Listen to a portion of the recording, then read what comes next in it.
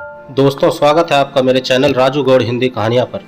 आज जो कहानी मैं आपको सुनाने जा रहा हूँ, इसका नाम है मोरल स्टोरीज इन हिंदी असली शिक्षक। साथियों नमस्कार। आज हम आपके लिए गुरु शिष्य पर आधारित एक ऐसी कहानी मोरल स्टोरी इन हिंदी असली शिक्षक लेकर आए हैं, जिसे पढ़कर आपको एक शिक्षक और विद्यार्थी के बीच के प्रेम व समाज को समझने का मौका मिलेगा। आपको हमारी यह कहानी कैसी लगती है, हमें कमेंट सेक्शन में जरूर बताएं। सोमवार की सुबह दीवार पर लटकी संगीतमय घड़ी 11 बजने का आभास पहले संगीत से फिर 11 घंटे बजाकर करती है। रवि के घर में उनके स्कूल जाने की तैयारियां अब जोर पकड़ने लगती है। वैसे तो रोज इस समय तक सारी तैयारियां हो जाती है, पर आज रवि 2 दिन से स्कूल जा रहा है। इस कारण तैयारियों का कार्यक्रम तनिक देरी से चल रहा है। रवि सुबह जल्दी 6 बजे उठ गया था और ट्यूशन जाकर भी आ गया, लेकिन वहां से वापस आकर अखबार पढ़ते पढ़ते उसे नींद आ गई, जो उसकी आंख अभी थोड़ी देर पहले ही खुली। स्कूल ड्रेस को वह खुद इस्त्री कर रहा है, पर अभी जूते पॉलिश करना, बस्ता जमाना भी तो बाकी है। ड्रेस को इस्त्री करते करते रवि अपनी माँ से बोला, खाना बनाकर मेरा टिफिन भी पैक कर देना। माँ ने आश्चर्य से पूछा, आज लंच टाइम में खाना खाने घर नहीं आएगा क्या? उसने बताया, शुक्रवार को स्कूल में बोल रहे थे कि गेट पर ताला लगा दिया जाएगा, जो स्कूल समय में कोई भी बाहर ना जा सके। इसलिए मेरे तो टिफिन डाल दो, क्या पता लंच में आज घर आ पाऊं या नहीं। इतना बोल वह वापस तैयारियों में जुट गया। रवि पास के सरकारी स्कूल में पिछले कुछ सालों से पढ़ रहा है। बचपन से प्राइवेट स्कूल में पढ़ा होने के कारण उसकी अच्छी से तैयार होकर स्कूल जाने की आदत पड़ी हुई थी, वरना उसकी कक्षा के कुछ छात्र तो बगैर जूते, कुछ सलवटों से भरी ड्रेस पहने, कुछ के शर्ट बाहर निकले हुए और कुछ तो बगैर बस्ते हाथ में 2-4 किताब लिए हुए आ जाते थे।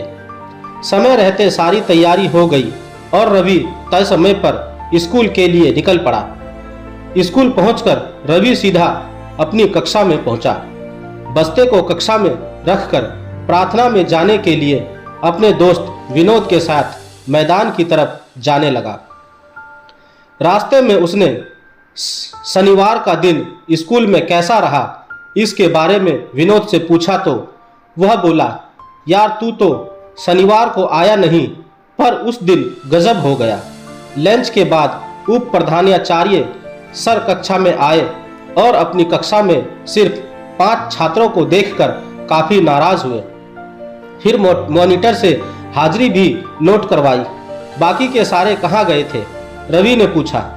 लंच में कुछ खाना खाने स्कूल से बाहर गए थे, जो वापस आए ही नहीं। आज पता नहीं क्या होगा, मुझे तो अजीब सा डर लग रहा है। विनोद इस बात पर बोल के चुप हो गया। डर मत यार, मैं तो छुट्टी पर था और तू कक्षा में मौजूद था, तो हम दोनों को डरने की जरूरत नहीं। डरेंगे तो वे बाकी के 60 छात्र जो कक्षा से भाग गए थे। रवि विनोद को ये सब बोल हिम्मत बढ़ा ही रहा था कि प्रार्थना सभा स्थल आ गया और वे दोनों लाइन में खड़े हो गए। प्रार्थना अपने निर्धारित समय पर चालू हो गई और जैसे ही खत्म हुई, मंच पर उप प्रधानाचार्य की आवाज माइक से गूंजी। कक्षा 12वीं के छात्रों से जिनका मैं नाम ले रहा हूं, उनको छोड़कर बाकी के सारे छात्र उधर अलग लाइन बनाए। विनोद का नाम मंच से बोला गया, सो वो तो बच गया, लेकिन रवि का नाम नहीं बोले जाने से उसे ताज्जुब हुआ। ना चाहते हुए भी रवि को उस अलग वाली लाइन में खड़ा होना पड़ा। माइक पर अब बोला गया, पूरी स्कूल अच्छे से देख लो इस लाइन को, ये सभी भागने वाले महान छात्र हैं। इनका आज सभी लोग देख लो, मैं क्या इलाज करता हूँ। उस लाइन की तरफ हाथ करते हुए फिर से बोले, मुर्गा बनो सभी। ये सुनकर रवि की धड़कनें तेज हो गई। लाइन के सारे लड़के एक दूसरे को देखते रहे, पर मुर्गा कोई नहीं बना। ये देख मंच से मुर्गा बनने का निर्देश फिर से गुस्से के साथ दिया गया। डर के मारे धीमे धीमे सारे लड़के मुर्गा बनने लगे, लेकिन रवि खड़ा रहा। वो खड़ा खड़ा मन ही मन में सोच रहा है, मेरी क्या गलती है, मैं तो आया ही नहीं था, मैं क्यों मुर्गा बनूं। रवि को खड़ा देखकर उप प्रधानाचार्य और ज्यादा गुस्से में आकर मंच से चिल्लाए, लड़के मुर्गा बन जल्दी। रवि ने सर हिलाकर मना कर दिया तो उनका धैर्य जवाब दे गया और मंच पर से तेजी से उतरकर सीधे रवि के पास पहुंचे। आओ देखा ना ताव, उसका कान पकड़कर मोड़ दिया।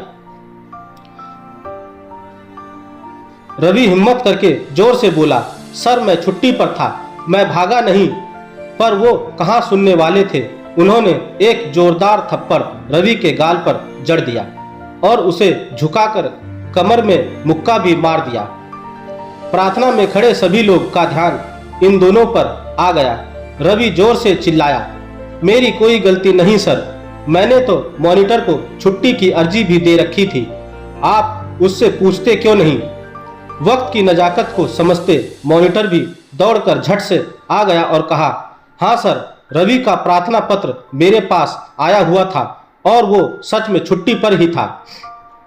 मॉनिटर की बात उनके कानों में जाती तब तक वे एक और थप्पड़ रवि को लगा चुके थे। उप प्रधानाचार्य के रुकने पर रवि के सब्र का बांध टूट गया। मुझे ऐसी स्कूल में पढ़ना ही नहीं, मैं तो घर जा रहा हूँ, ऐसा बोलकर वो प्रार्थना स्थल से निकल पड़ा। पीछे से उसके सर चिल्लाए, जा चला जा, अब अपने पापा को स्कूल लाएगा तभी स्कूल में आ पाएगा। रवि गुस्से से लबरेज पर मन से रुआंसू कक्षा में गया और अपना बस्ता उठाकर तेजी से वहां से चला गया।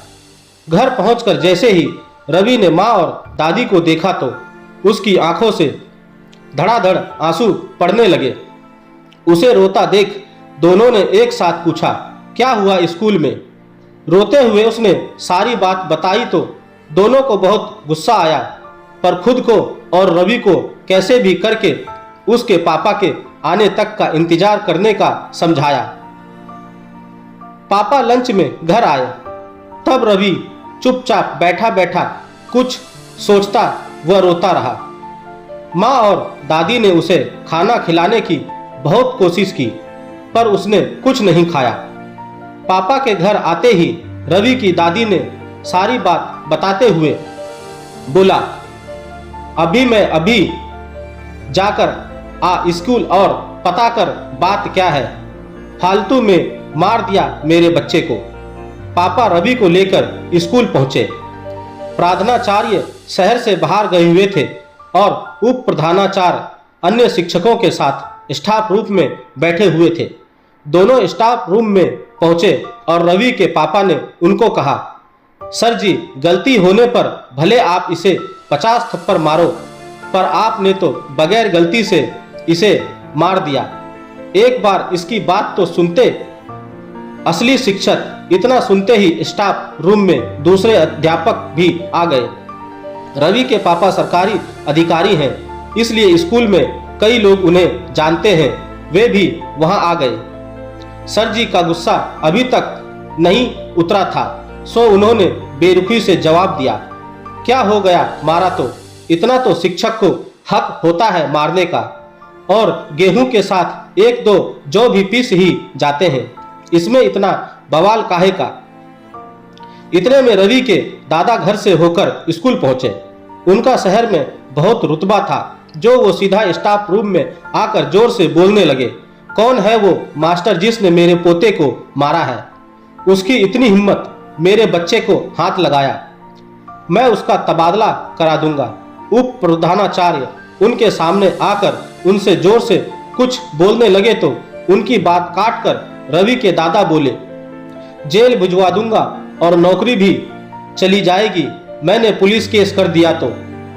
ये सुनते ही कक्षा के अन्य अध्यापक, जो अध्यापक दल का नेता था, रवि के दादा से भिड़ गया। स्टाफ रूम का माहौल अब तो ऐसा हो गया जैसे कोई सब्जी मंडी हो।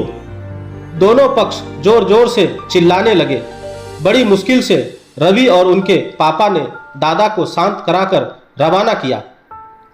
उनके जाते ही सारे अध्यापक, उप प्रार्थनाचार्य और संघ के नेता अध्यापक के साथ हो गए और रवि व उसके पापा को तरह तरह के ताने मारने लगे। एक बोला, जमाना बहुत खराब है, गुरु की कोई इज्जत नहीं बची है। दूसरा बोला, मार दिया तो क्या हो गया, अब क्या माफी मांगे पूरी कक्षा से। एक अन्य बोला, पुराने जमाने में लोग स्कूल में कहने को आते थे कि मेरे बच्चे को मार मार के सुधारो, और अब आज के जमाने के लोग लड़ने के लिए आ जाते हैं कि मेरे बच्चों को क्यों मारी। एक के बाद एक कईयों ने अपनी भड़ास निकाली। सबके ताने सुन रवि ने अपने पापा का हाथ पकड़ा और उनसे बोला, पापा चलो यहाँ से, मुझे पढ़ना नहीं इस स्कूल में, मुझे टीसी दिलवा दो, मैं प्राइवेट ही बोर्ड की परीक्षा दे दूंगा। ये सुनकर अध्यापक बोला, ये बात एकदम सही है, हमें भी हमारे यहाँ नहीं चाहिए ऐसे विद्यार्थी। ऐसा नहीं कहते बेटे, मैं बात कर रहा हूं ना। रवि के पापा ने उसे समझाते हुए कहा। एक तरफ तो रवि के पापा रवि और उप प्रधानाचार्य में सुलह कराने की कोशिश कर रहे थे, तो दूसरी तरफ अन्य अध्यापक उन्हें ताने मारने में व्यस्त थे। इन सब शोरगुल के बीच में स्कूल के सबसे वरिष्ठ अध्यापक बाबूलाल अखबार पढ़ने का नाटक करते हुए सब चुपचाप देख रहे थे।